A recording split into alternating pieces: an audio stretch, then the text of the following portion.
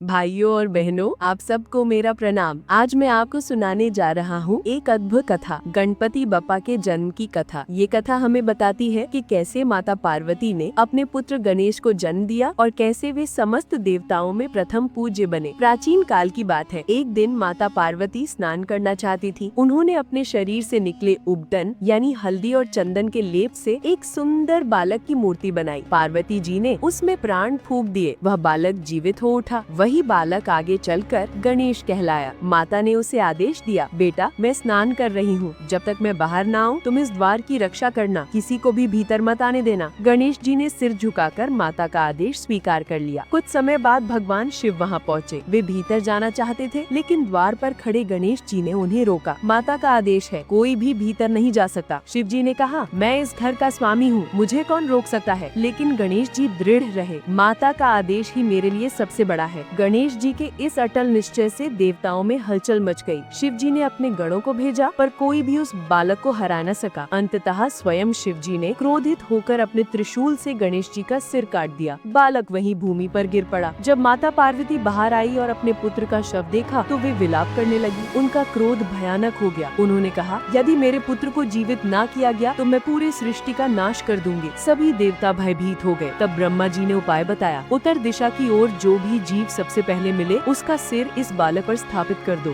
शिव जी के गण उत्तर दिशा में गए और उन्हें सबसे पहले एक हाथी मिला। वे उसका सिर लेकर आए और गणेश जी के शरीर पर स्थापित कर दिया। शिव जी ने अपने मंत्रों से प्राण स्थापित किए। गणेश जी पुनः जीवित हो उठे। देवताओं ने उस बालक की अद्भुत शक्ति देखी और प्रसन्न होकर उसे आशीर्वाद दिया। शिव जी ने घोषणा की, आज से ये मेरा पुत्र गणेश समस्त देवताओं में प्रथम पूज्य होगा। हर शुभ कार्य की शुरुआत इनकी वंदना से ही होगी। सभी देवताओं ने गणपति बप्पा मोरया का जय घोष किया और गणेश जी को प्रणाम किया। भाइयों और बहनों, यही है गणेश जी के जन्म की अद्भुत कथा। ये हमें सिखाती है कि माता पिता का आदेश सर्वोपरि होता है और सच्ची निष्ठा से किया गया कर्तव्य सदा महान फल देता है। तो आइए हम सब मिलकर गणपति बप्पा से प्रार्थना करें, विघ्नहर्ता गणेश जी हमारे जीवन से सभी संकट दूर करें और हमें सदैव सही मार्ग पर चलने की शक्ति दें।